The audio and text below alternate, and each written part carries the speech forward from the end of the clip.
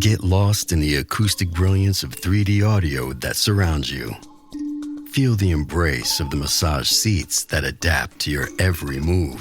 Experience the warmth of a vehicle that welcomes you as you approach. We could tell you what makes a Lincoln SUV so extraordinary, but don't take our word for it. Take it on a test drive at the Lincoln Summer Invitation, with exclusive offers on now, only at your local Lincoln retailer. Running a business comes with a lot of what-ifs, but luckily there's a simple answer to them. Shopify. It's the commerce platform behind millions of businesses, including Thrive Cosmetics and Momofuku, and it'll help you with everything you need. From website design and marketing to boosting sales and expanding operations, Shopify can get the job done and make your dream a reality. Turn those what-ifs into... Sign up for your $1 per month trial at shopify.com/special offer. The Roses were living the dream. To you, my darling. No, to you. Until it all came crashing down. You got fired. Fired? On August 29th, stop. You stop! And see The Roses. Rated R. In theaters everywhere, August 29th. Welcome to Wrestling with Heart, a podcast looking at pro wrestlers giving back to their community. Join me, Stanley Carr, as I interview wrestling's hottest names who use their platforms as entertainers to raise awareness and do community service. Hello and welcome to another edition of Wrestling with Heart. This is the show where we talk with professional wrestlers and professional wrestling personalities about their lives in and outside of the ring, as well as doing acts of charity work, community service, volunteering, and spreading positivity. We're always about the positive vibes here on the show, and with me right now, I've got a very special guest. He is a professional wrestling announcer, manager, color commentator, worked for ECW. I'm talking about the quintessential stud muffin, Joel Gertner. Welcome, Joel, to Wrestling with Heart. Thank you, Stanley. Thanks for having me. All right. Now, you're from Brooklyn, New York. Talk to me about your childhood and upbringing. It was fun. It was, I was raised by TV. My parents, very loving parents, did everything for me that they were able to. Absolutely no complaints. They went above and beyond. But what that included a lot was them working. They worked more than 8 hours a day each. They both worked. And so I had babysitters. And as I got older, there was a housekeeper there to kind of watch me. And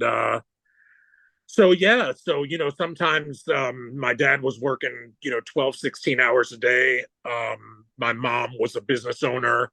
And I was an only child, and I watched a lot of TV. It was fun. Had a lot of friends. Got into wrestling pretty early.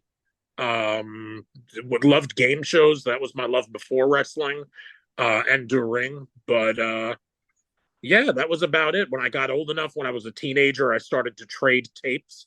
I was a wrestling videotape trader, and it was a great childhood. It was a lot of fun. It was kind of, I guess, in many ways, it was your kind of prototypical 80s and then 90s, kind of city kid lifestyle. What were some of your favorite game shows you used to watch?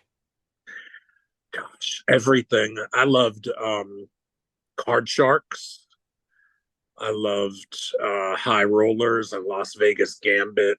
I loved Pitfall, which was a cool one with these kind of elevators where if you got a question wrong, you'd go down to a lower level and then you'd have to answer a question right to come back up as you were trying to walk across a bridge.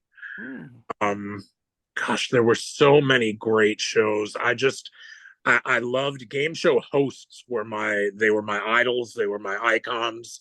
And adults were always fascinated that I knew when every game show was on, what time, what channel, and who was the host. And that was, I just loved the whole concept, just the whole genre. Yeah, I mean, definitely, being fascinated with that kind of a role, I would imagine helped prepare you for the world of wrestling, because you took on a variety of different roles in capacities in your time with ECW. Now, you were a fan growing up of wrestling at an early age, as you mentioned. Who are some of your favorites growing up to watch?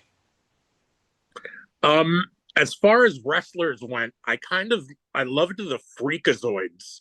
I loved the ones that were just complete cartoon characters that didn't even seem like they were real human beings. So I loved your George the Animal Steel, the Missing Link, Kamala, guys like that were awesome. And talkers, heels and talkers. So I loved Roddy Piper, Jesse the Body Ventura. I loved Howard Finkel. I was always into ring announcing. Um, and I loved the managers. So I loved Keenan and Jimmy Hart, Cornette and Paulie. Just all of the managers I loved. Did you have a particular favorite manager?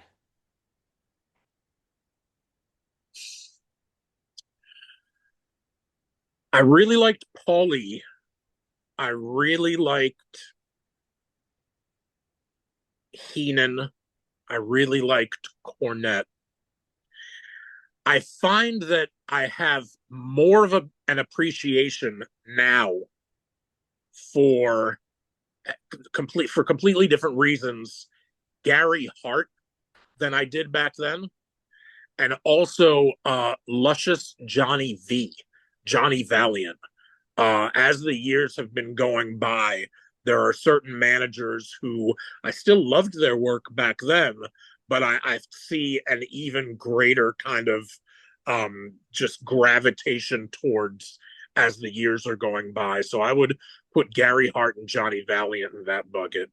What was it about their work that made you go, I really think this is amazing what they're doing. I kind of want to implement this into my own style. Probably just the fact that I think I was always destined. It was always my calling, and it was always my goal to get into pro wrestling. I always thought that I could do it. I always thought that the only reason I wasn't in wrestling yet was chronological. It was my age. Can't go on the road at age 14, 15, 16. So you're too young. So I just always felt like one day when the time comes and the time is right, this will be something that I'm doing.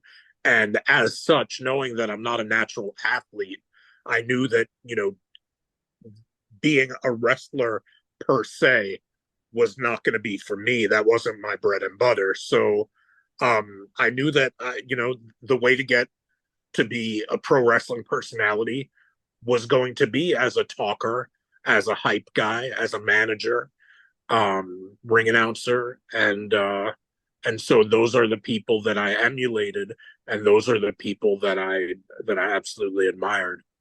Yeah, I mean, I think the great thing about the wrestling business is that there's so many different roles. You don't have to just be a competitor. You can be a manager or an announcer, a commentator, and the managers. I feel like today, in my opinion, I feel like it's sorely missing. I think it's good to have managers as that hype man or hype woman to be there as like the to complement the wrestler. Paul Heyman's one of those guys. Cornette's another one.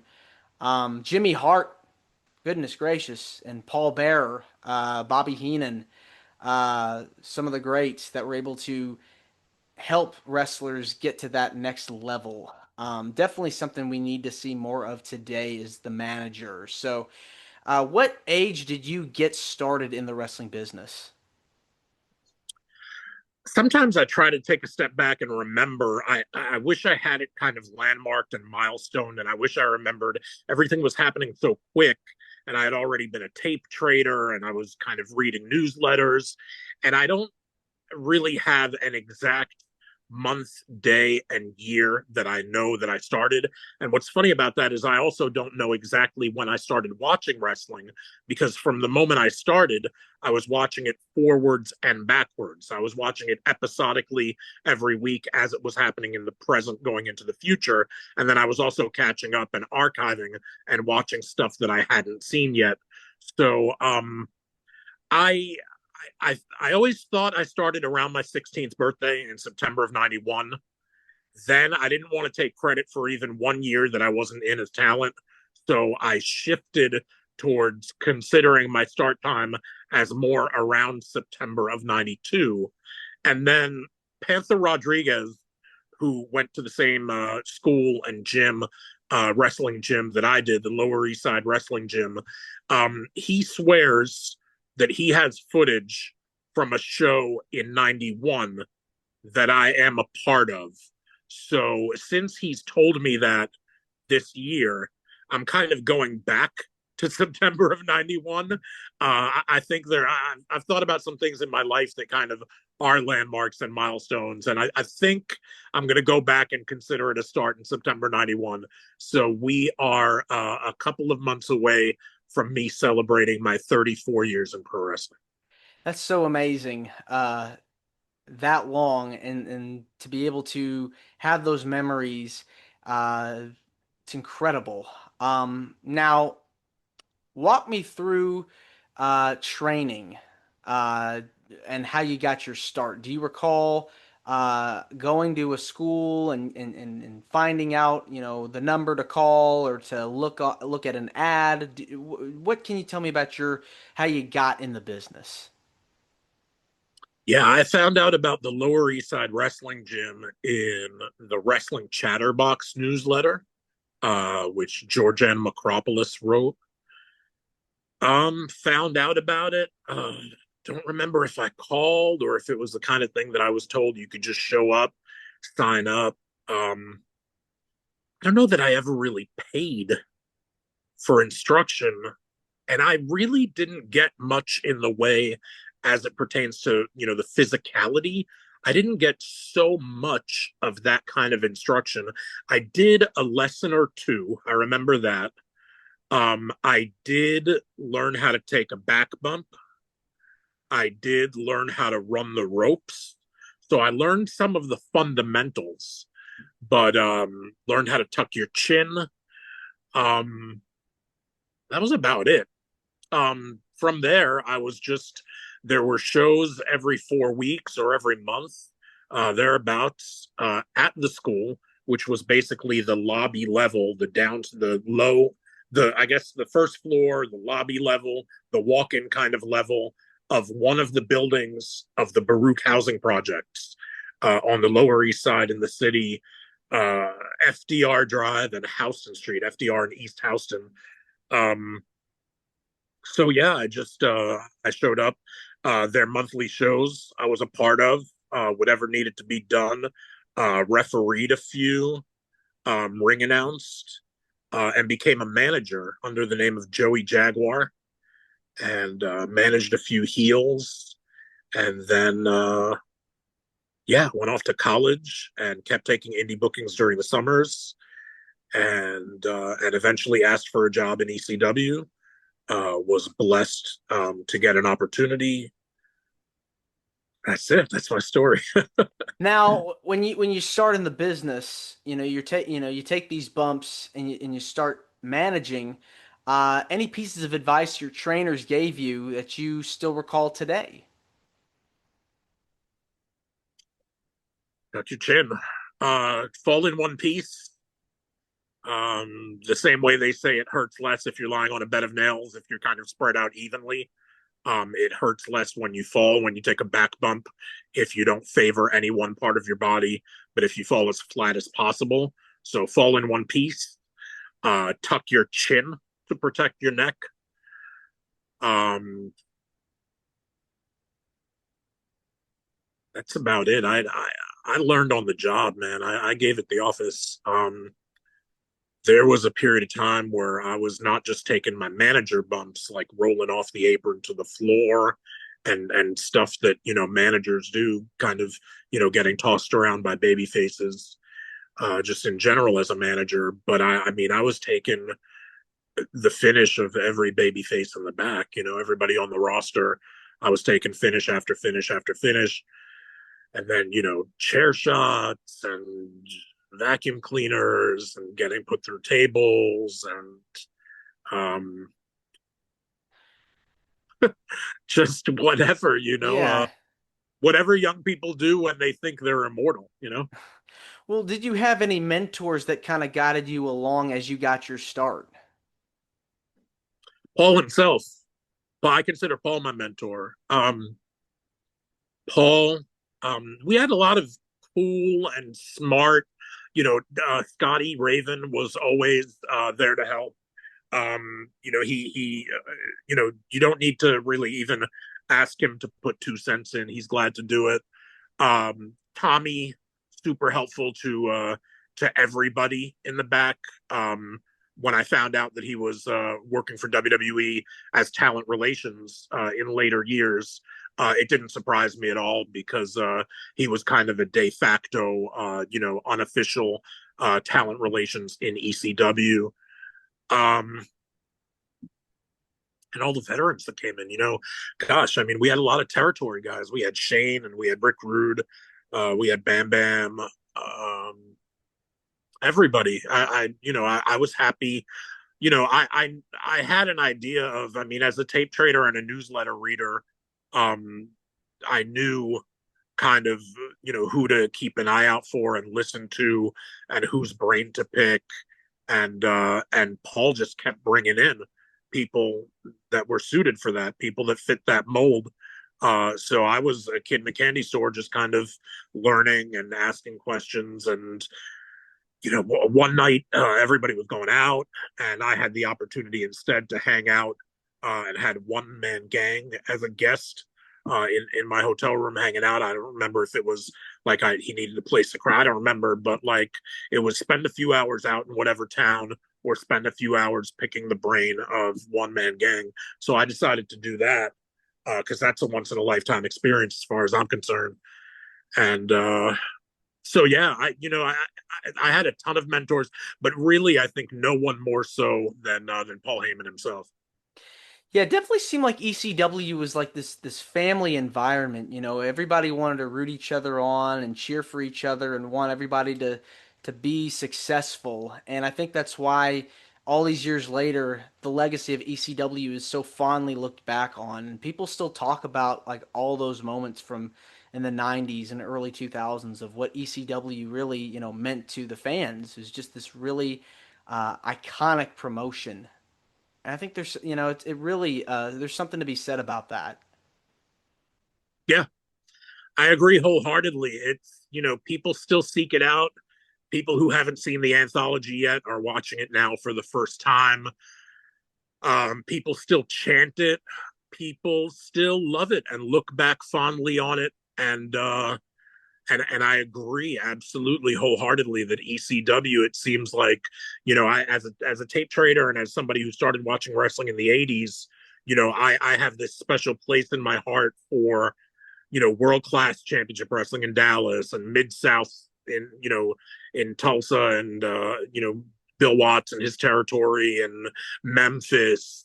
And it's great to realize, and I appreciate, to the utmost, how many people out there, what Memphis is to me, what world class is to me, ECW, whether it's because of chronology, whether it's because of geography, ECW is that for them.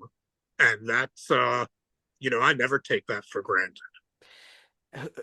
Do you still keep up with your friends, your buddies from ECW? Who have been some of the people you've gotten to keep in touch with over the years that you still talk to? I do. I speak to everybody. I speak to Meanie all the time. Blue Meanie, he's a good friend of mine. He was at my wedding, and we hang out every few weeks or every few months whenever schedule allows. But I talk to him on pretty much a daily basis.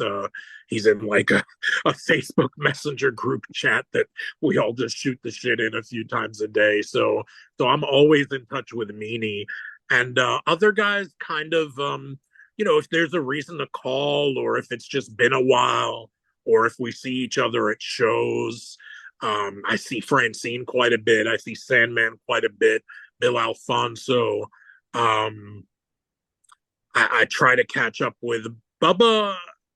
Bubba's a tough nut to crack for me because the dynamic with the Dudleys and me, it was always kind of Bubba was bad cop and Devon was good cop. So I find myself, I think, catching up with and talking to Devon a bit more than Bubba. I see Dreamer here and there on shows that we're booked on.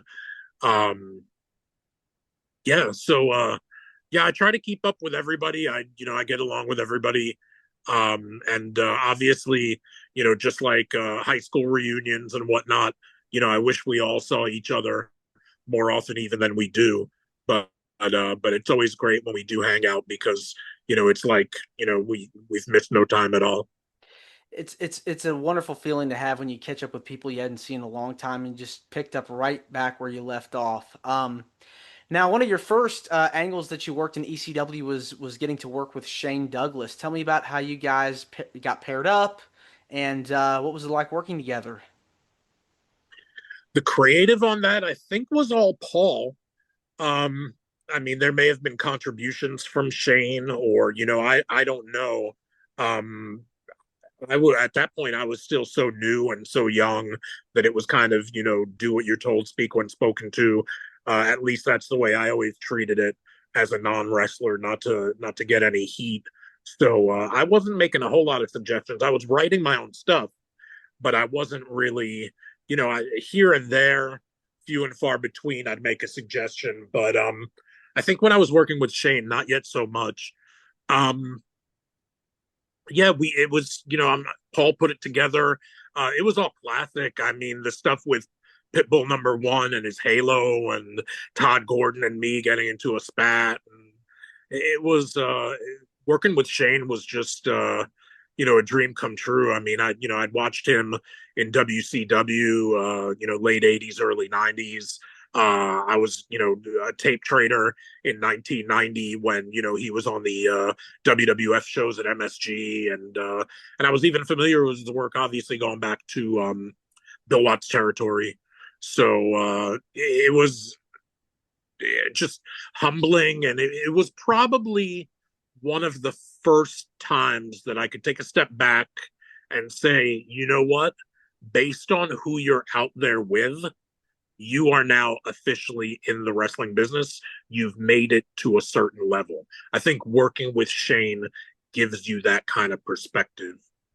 Yeah, definitely. It's good to be with people that have been around for a long time that are veterans and know how to uh, kind of guide the new talent along, the new guys along to lift them up. And I think that Shane definitely is one of those guys that was able to help get the new guys catapulted to success. And do you feel? I know you spent most of your time in ECW as a heel.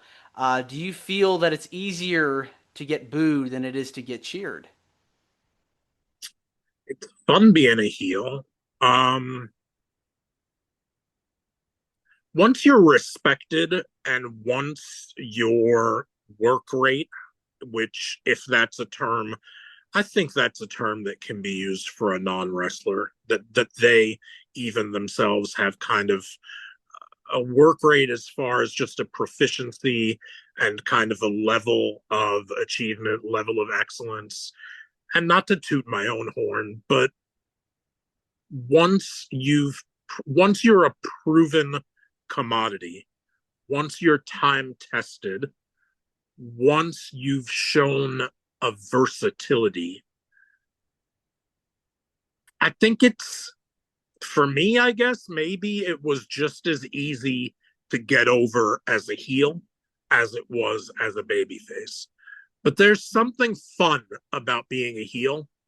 Um, I don't know. It's just that, that acting part, that getting to live a second life part of just being able to kind of be an asshole but not mean it, like be an asshole in kind of a fake context where you're out there trying over to get across the point that you want to hurt somebody, but really at the end of the day, we're all going to go out and have a beer after the show and nobody's getting hurt, hopefully.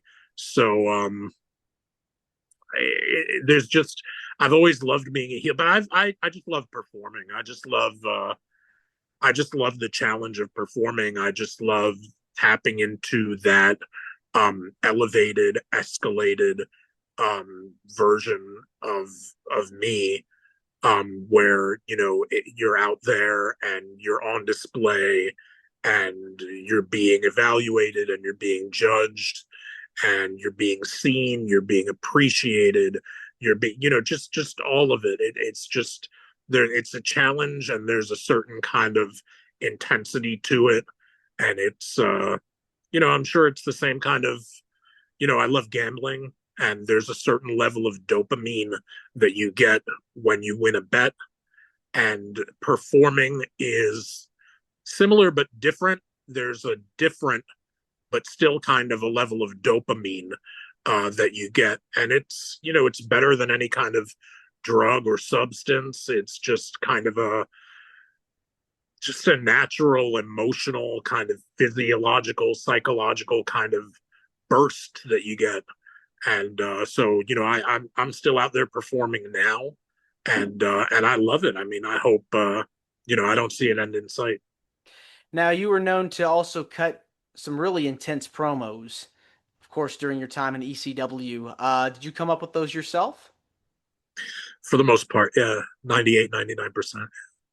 You really have to, come up with stuff that's going to get the crowd to turn on you so that you get that reaction. You want to get that reaction every time you come out there. So you got to find something that's really going to egg them on, to boo as much as possible. So in this day and time, I mean, do you feel it's harder to be a heel if you watch the current product? Do you feel is it harder to get booed rather than getting cheered? Because it seems like a lot of heels now, they get a lot of positive reactions or cheers.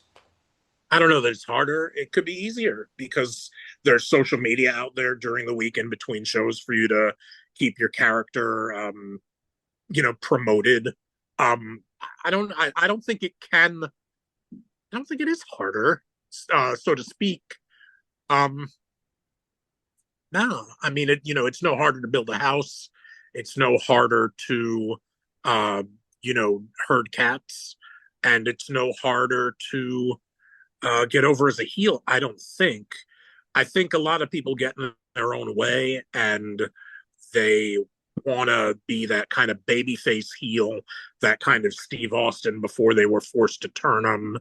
A lot of people just want kind of the acclaim and the accolades, and for it to be kind of more of a positive babyface reaction. So I think these days a lot of people are maybe more afraid of being a heel, or they don't think that there's as much payoff in it. Maybe even financially. I mean, maybe a lot of guys are looking to sell merch, and they'd rather be a babyface because a babyface is going to sell more T-shirts and 8x10s. In the territory days, heels didn't really go out and even have a chance to sell stuff. So, long story short, I think as long as you do your due diligence, learn the business, study, emulate the greats, be yourself though, and put the work in. I think anybody who you gotta kind of have a natural proclivity. They say when they're hiring, they say you have to have it, and in a sense, you kind of do. I'm sure there are some people out there who are not cut out to be pro wrestling personalities. There are some people who within pro wrestling personalities are not cut out to excel as heels, or are better suited as baby faces. But I think the same kind of person that would have had it in them 25 years ago to be a good heel, I think they have every opportunity and then some to be a good heel now. To you, what makes such a good heel?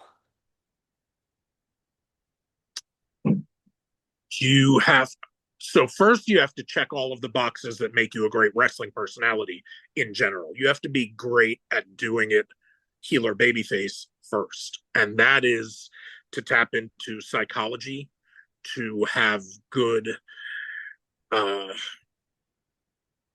intonation, intent, to connect and communicate with people on a level that is going to set something off in their mind to where they can relate to you in the way that people relate to heels, which is they have that kind of general dislike, disdain. Gosh, I hope nobody thinks I'm like this person. This person's awful, vile, reprehensible. Um, you have to be able to, and you've got to be different. You've got to be unique. And you've got to be special. You've got to be a good wrestling personality.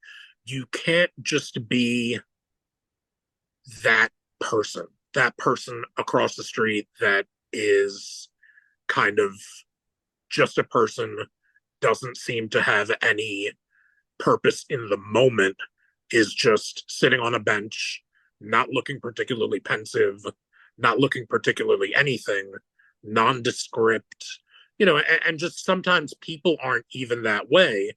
But to us, we're so busy that somebody kind of grabs our eye, but there's no reason to hone in and focus on them. So we don't. You can't come across that way. You have to come across as a character in a movie. You have to come across as box office relevant. You have to come across as somebody who people would want to get to know, be friendly with, have a drink with, that kind of thing. So to be a great heel, you have to kind of just be on a certain level, where you're just completely different. You're just out in, I was saying before that Johnny Valiant, Luscious Johnny V, that I have a greater appreciation for his work now than I did back in the day. If you listen to his promos, just like Randy Savage, like he's in outer space. Like he's not a real person. Like he's like, you're not gonna get on the B9 bus and sit down next to Luscious Johnny Valiant. You wouldn't, because he travels through different universes and realms and galaxies. He's on a different super highway. That's just how he governed himself. That's just how he carried himself, and that's just how he spoke. You know, Parlez-vous scrambled eggs, grandma doesn't mean anything, but when he says it, it's like his declaration of independence. And so you have to be a good heel, you have to psychologically make a wrestling fan who bought a ticket to a show suspend disbelief and believe that you are almost parallel to being a human being. Almost, you don't walk in the same circles, you don't eat at the same restaurants that they do. You are just this kind of character. It's I guess TNT was always about drama and USA was always about characters. And there's a reason for both of those. You have to make people feel, and you have to act as a special entity, and you have to be a unique character. Yeah, I think that's important to have that range that you're talking about. For me, I think a good example of the modern era uh, was Bray Wyatt.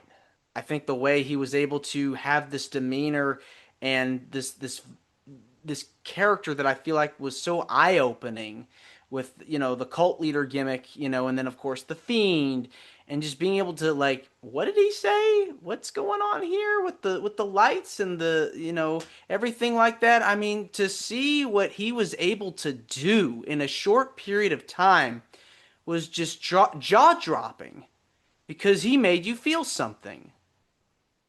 For sure, 100%.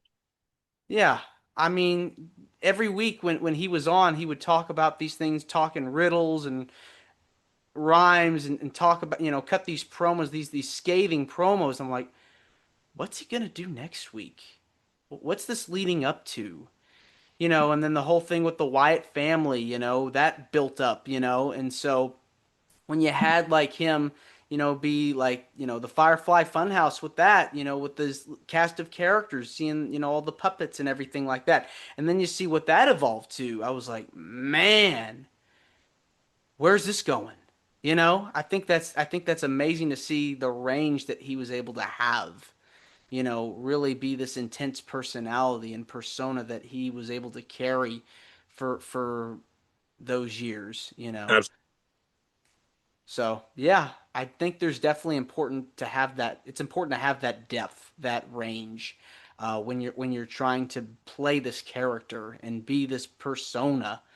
Uh, and I think fans to this day they still talk about the Wyatt family and Bray's character and how that was just so relatable. You know.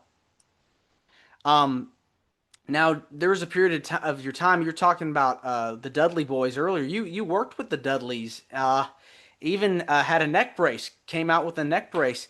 How did that all come about? the neck brace was the product of me taking Total Elimination, the Eliminator's finishing move, uh, at our first pay per view, Barely Legal, in April of '97. And of course, if you're going to wear a neck brace, still need to be a gentleman, still need to dress with fashion, and you're still going to wear your bow tie. So I would wear the bow tie over the neck brace. And you got to convince people that what you had suffered was real. You took this nasty bump from the Eliminators, and you had to be like, this hurts. And how do I get people to believe what's going on here? Yeah, and for the first 2 weeks, I wore a neck brace, a hard one, um, even in my personal business, even during my personal day. So if I was at the supermarket, I was wearing a neck brace, and I did that for the 2 weeks or so after the show. I'd imagine that's hard. I mean, that takes commitment being able to stay in character in real life because you're basically telling people, "Hey, this happened, but I'm okay actually." You gotta really like commit. That takes a lot of dedication. Yeah. Um, yeah, but such is the life, you know what I mean? Like it all just being in the pro wrestling business, at that point, if you're in it at a certain level with a certain frequency, um, you're committed anyway. You're just you're all in, and so yeah, it's that's just you don't even question stuff like doing stuff to keep kayfabe or protect your gimmick, especially the keeping kayfabe part was in '97 it was a lot more of a concern I think than it is now. But yeah, it was just the price of doing business. It was just you know the the nature of it. Do you feel social media has made it harder to stay in character because of all the instant communication? Do you feel like it's possible to still remain in character in certain aspects today? I think it depends what you do. I think it depends on how you govern it. I think like anything. I think I mean every individual makes their own personal choices, and I feel like social media can help you, and social media can hurt you. And I think it's all just you've got to make sure you're governing it how you want and need to. And I think it's just a function of it's a sausage maker. It's just to an extent what you put in is what you're going to get out. Yeah, for sure. I mean, it's helped really also boost the careers of up and coming wrestlers who then go on to be big stars. Matt Cardona is a great example of that, being able to take that following, have that following, and really skyrocket. And he's doing really big things right now on the independents. Um, so, how long were you with ECW? Were you there throughout the duration of the promotion's existence? I was there until the end. I started in September of '95, so I was in ECW for 5.5 years. Okay. Yeah. I mean, what a run you had. I mean, working with Shane, working with the Dudleys, worked with Joey Styles on commentary, hosted the programs. Um, you did so many things for ECW. It's unbelievable. Definitely helped create that legacy. Was definitely a part of that legacy. Talk to me about when you found out about ECW's closure. I mean, I'm sure it had to have hit you hard, you know? Yeah, it was tough. I remember we were at the last pay-per-view, the January 2001 one, in Manhattan, It's guilty and as charged. yeah, and I was sitting in the back, just kind of dejected. Um, and at the time, I was starting to manage Christian York and Joey Matthews, and they were there, and they kind of came up to me and they were like, "What's wrong? You all right?" And I looked at them. I was like, "If you guys would have only got here 2, 3 years ago." And I just kind of that's all I said. I said that to them, and I remember just saying that and kind of sitting back and just taking it all in and shaking my head. And it seemed like we were kind of at the end of our rope. um and then that same day, I remember I was outside the building in our production truck, in the war truck, and I remember they had the Living Dangerously graphic on one of the screens for the upcoming March show that didn't happen. And I remember I was walking out of the truck down the steps, and Paul was there. And I was coming to the studio every week to do commentary, to do post production. And I kind of asked him, scheduling wise, for this week, what are we doing? When do you want me there? That kind of thing. And he was like, there's going to be a little bit of downtime. And, after you do a certain thing every week for, a year and a half, it was just kind of surprising to hear that. And, like you say, it just, times weren't great. I mean, it was as you could imagine. Yeah, I mean, it's never a good feeling when you know that a chapter of your life is about to end. I mean, ECW was around for 8.5 years. And you were there for a good chunk of its time. I mean, so many guys, so many superstars that were able to eventually make it over into other companies. But what a loss. I mean, you had WCW go under not too long after this. I'm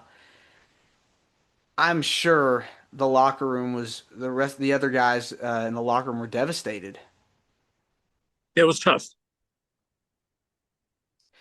Um, Now I know you had appeared at the first one night stand.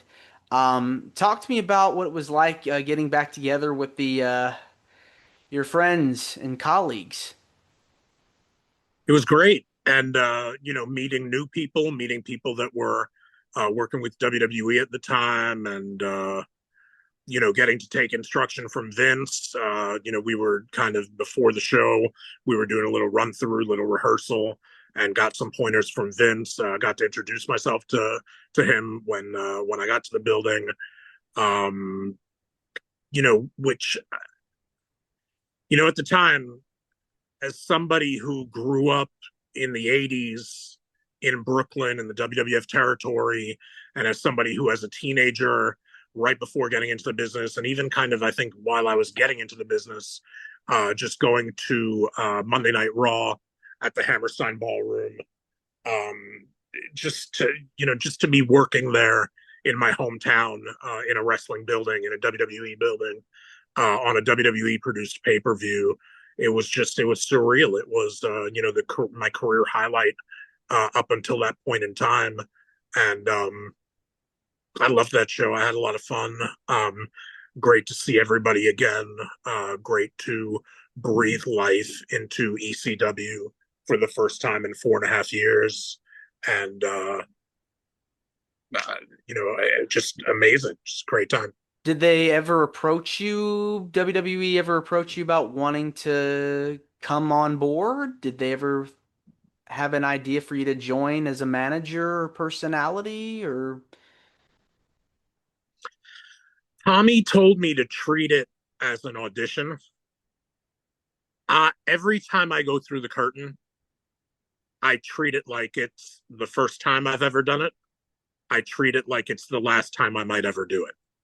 So I was, I was going to treat it like an audition anyway.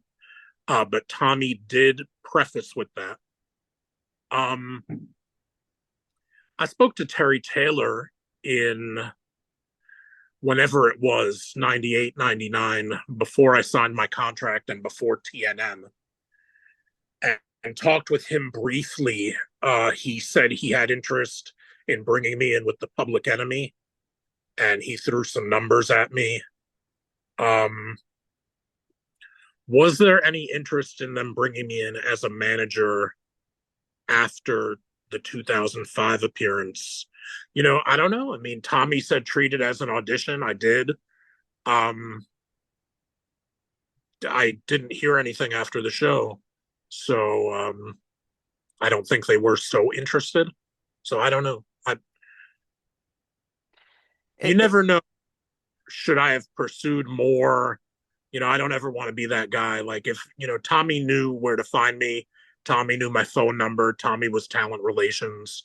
So, I never wanted to be that guy that even if it's not nepotism and even if it's not favoritism and even if it's not politics, even if it is getting over on your merits and talent, I never wanted to be that guy that kind of tried to, even when I got the ECW gig, it wasn't so much because I was trying to shove myself into the door.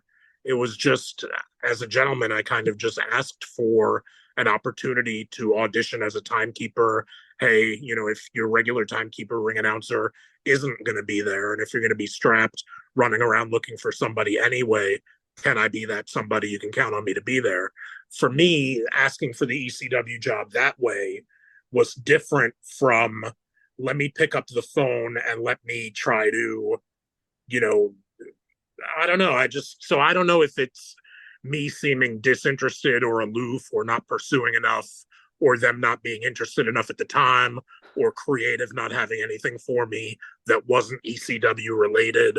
I don't know, so I get asked all the time, how come you haven't had a regular long-term full-time run with an organization other than ECW? And I don't have the answer to that question, so I can't give the answer.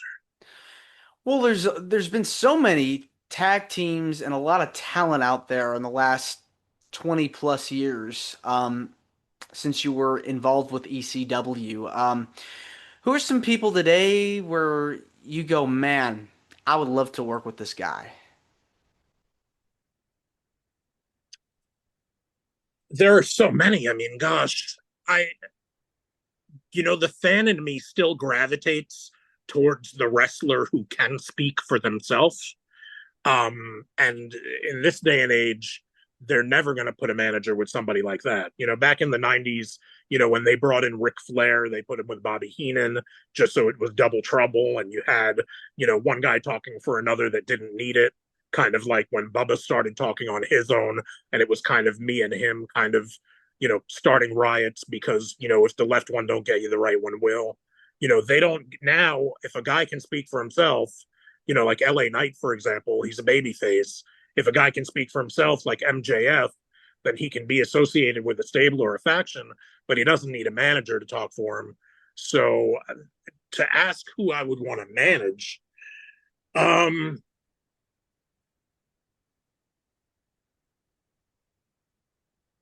I'd be happy to manage. There are countless acts that, if creative, thought that they could use some help, I'd love to be that for them. but there are so many that I don't know that I would want to list any. It definitely seems like the manager is just, it's like this lost art, you know? You don't really hear a lot of people really talk about managers these days. Why do you think that is? I don't know. There are some managers. There's Paul, there's MVP, there's Stokely. There are some still, but they're definitely fewer and further between. And I don't know why that is. I don't know if it's just a level of expectation where the bar has been set to where, in general, they want their sports entertainers to be able to talk for themselves, so to speak. I don't know if it's that. I don't know if they feel like manager heat is best concentrated amongst a few so that it doesn't disperse and so that you don't have too many managers that aren't as over. I don't know. Yeah, I mean, it seems like the manager really helps play off the talent well. I mean, I think it really counteracts and makes it good for a dynamic, you know? Definitely something that you could have one guy play off another, and I feel like it gets the act over with the fans. Um, I want to switch now and talk about some of the stuff you've done outside of the ring. I know you've been involved with doing a lot of charity work and volunteering, especially I've seen some of your stuff that you've been doing with the St. Jude Children's Hospital. What made you get involved with that and start participating with the organization? In 2010, at the very beginning of the year, Georgianne Macropolis, I mentioned her earlier in the interview, she wrote a newsletter called The Wrestling Chatterbox. At one time, she was Bruno Sammartino's fan club president. She was a mainstay on the independent circuit in New York City. She passed away in January of 2010. I couldn't go to her services. I decided that I was going to make a donation, that it would be to honor her, it would be in her name. And I donated, and I looked around at different charities. I settled on St. Jude. I liked what they did. I liked their purpose. I liked their mission. I liked their execution. I liked what I saw about them in the due diligence that I did. So I donated $100 a month for every month of calendar 2000. Wow. Then, as like you say, with social media and different platforms, and just as the years have gone by, I love collecting. I love figures and trading cards and any tokens, anything physical that has to do with I love just I collect wrestling, I collect baseball, I collect entertainment, I collect a whole different bunch of stuff. I've from back in the day, I've got comic books, I've got coins. But long story short, I decided to start with an inventory budget of $50, and we bought like I don't know, three things for like $15 a piece. And people donated inventory. They donated wrestling cards that they didn't want or need anymore. People still do that. And we still bring in inventory. And we try to grow the inventory budget little by little so that we're not taking away from what goes to the kids. For a nonprofit, I think we do very, very well. One month we were, I think, over 95% of what was donated at the auction went to the charity, which is like better than some nonprofits are out there doing 80%. So yeah, we just little by little, little engine that could, and we keep kind of building it. And month to month, it gets bigger. We're doing it about every 3 weeks now. Um, and we do Funkos, we do action figures, we do trading cards, we do magazines. We keep it eclectic, we keep it diverse, we keep it fun. We are on pace for $4,000 this year in 2025. And yeah, it's a blast. It's just, and it keeps me busy. I'm always at the post office. I'm always doing the accounting. It's a one man. I mean, for an operation that doesn't really exceed $350 in any given month, it certainly feels like, you know, it feels like a $3,000 a month thing. It's not that right now, but it keeps me busy, uh keeps my mind just occupied, and but more importantly, hopefully it makes a dent. And every once in a while I like to think about, hey, today, maybe some parents who are at St. Jude's for their kid, maybe they're getting to eat a lunch, have a dinner, maybe there's a procedure that needs to happen, maybe there are supplies that need to be bought, whatever it is. Every once in a while, I wonder if some of our money is helping, and you feel good about that. Yeah, I mean, it definitely feels good to give back, especially to people that are going through so many things and are struggling and are sick, have an illness. Um, Definitely seems like there's a lot that goes into what you're doing.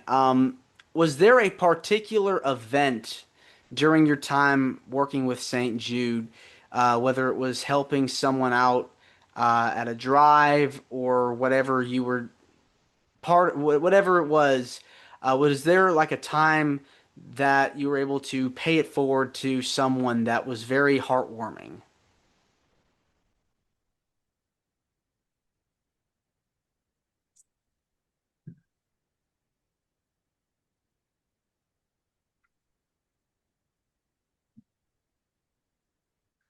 I just, I don't, the, I just kind of never really thought about that. It's a great question. Um, Thank you. it's a really good question. It's a deep question, really. Um, all of it for me is, I only, you never know the good that you're doing. And I've never gotten an opportunity to meet someone who's been helped personally by St. Jude, let alone, there's no way of ever knowing if they were personally helped by the funds that we have helped. It's just a cumulative, like, I'll catch myself, I'm watching a YouTube video and a St. Jude ad comes on, and I'll catch myself watching the whole ad rather than skipping it. Or I'll catch myself watching a TV ad for St. Jude and watching the whole ad. And you begin to kind of feel like what you're doing isn't just numbers and math and a tote board and a score, but you see the impact and that it's making a difference. And I get calendars and notepads and stuff in the mail. We've gotten a t-shirt in the mail, and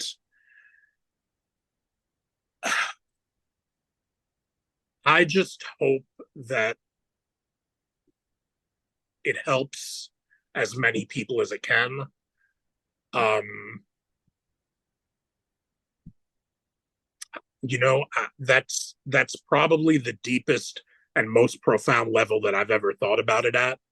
Um, Aside from the auctions, which are virtual and which I'm blessed to be able to do in the comfort of my own living room, I haven't done any other kind of in-person, kind of on location drives. Um, I wish I had. I might going forward, but At present, I'm just happy to believe, to know that what we're doing helps compound the stockpile of St. Jude so that they can fulfill their promise to the people that they help, that those people will never get a bill for anything. Yeah, I mean, it's good, when you're able to help someone that is just in need. And you see these kids that are going through so many things in their life, to have a card or an action figure, and spreading kindness just goes a long way. You just never know what someone is going through. What is your ultimate goal with this project? Onward and upward, just keep pushing forward, keep making it bigger,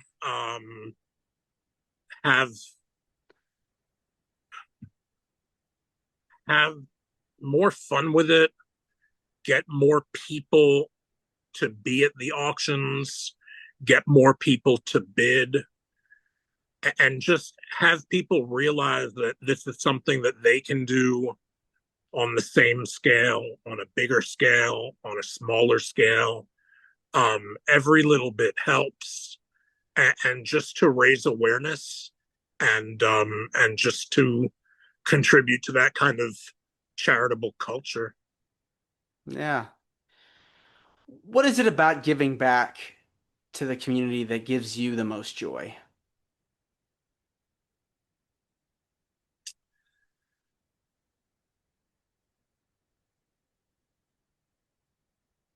I think it's that you're showing a oneness and a bond and a kindredness with people who are experiencing something that isn't a choice they made, certainly isn't the result of karma, but instead it's a tough, adverse, difficult circumstance that they are having to navigate. And you're showing them that there are people out there who are interested in making a difference and alleviating your burden on just that kind of superficial. We live in a capitalist society, so it's medicine is bought with currency, hospital stay is bought with currency. That's how it is. Dogs and cats understand it. They'll go up to a meat stand and they'll have a leaf in their mouth to trade to the proprietor in exchange for a piece of meat. So if dogs and cats get it, I think we all know that that's how the world works. And for any of those of us who have extra, who can help alleviate the burden of somebody that needs it and can use it, I think it's just a kind of, it's just being human. Yeah, definitely, definitely well said. We need to be treating each other the best that we can, and spread the wealth so that we all live happy and healthy, and try to make the world a better place.